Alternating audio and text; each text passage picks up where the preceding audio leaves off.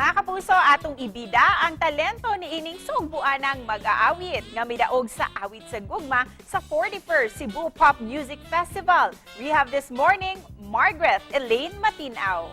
Mayong buntag, Margrethe, ug welcome din si GMA Regional TV Live. Please greet all our viewers nga nagtan-aw karon. Hello, mayong buntag sa tanan. Ako si Margrethe Ellaine Matin-ao. I am 23 years old. Of course, I'm from Cebu City. And yes, I just recently won the 41st Cebu Popular Music. Congratulations kanimo, Margrethe. Usa gibati nimo nga ang inyong song entry sa Cebu Pop Music Festival ang midaog karong tuiga.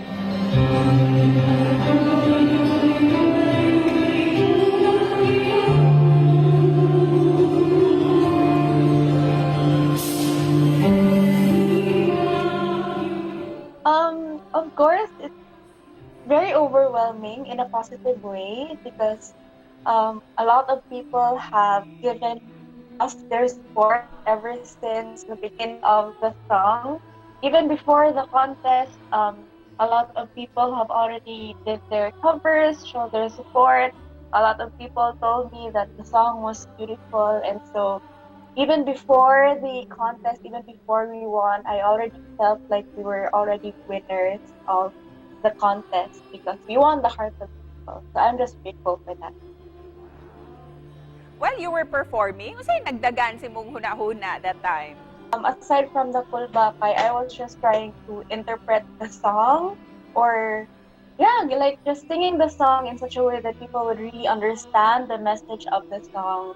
And so I was just trying to remember the things that I was rehearsing for the past few days before the contest, and all of the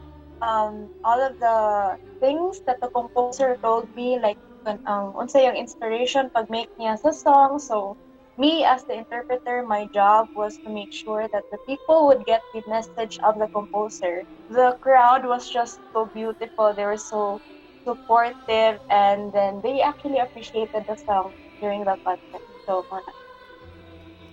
And you have a very interesting title sa inyong kanta. Unsa may titulo sa inyong awit ug unsay message ni ini, Margrethe?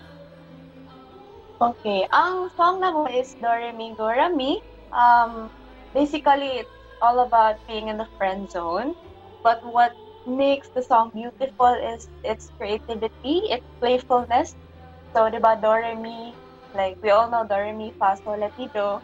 So it's a music pedagogy that the composer tried to put into the song para mas playful ang song. And at the same time, putting in that kind of creativity makes the people like remember it easily. So I think that's why kanang siya ingon nga LSS sila. Ikaw ba doon na kay favorite line sa moong kanta? And para kami na po ang ma-LSS karong buntaga, can you give us an a cappella sample?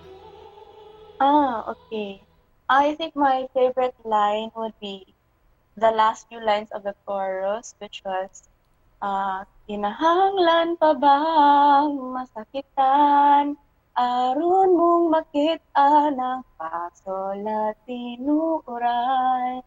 I think it's a wonderful line because there's an irony there that the composer is trying to show us, like, why do we have to go through so much heartbreak for us to really see the value of things? Very powerful message gayud. Busa, we'd like to know kinsa ang composer sa maong kanta ug para kang kinsa ninyo gihalad kining maong kadaugan? The composer is Sir Jundel Bacalso. He is a very wonderful composer and musician. He's also a very good friend of mine. We've known each other for a very long time, and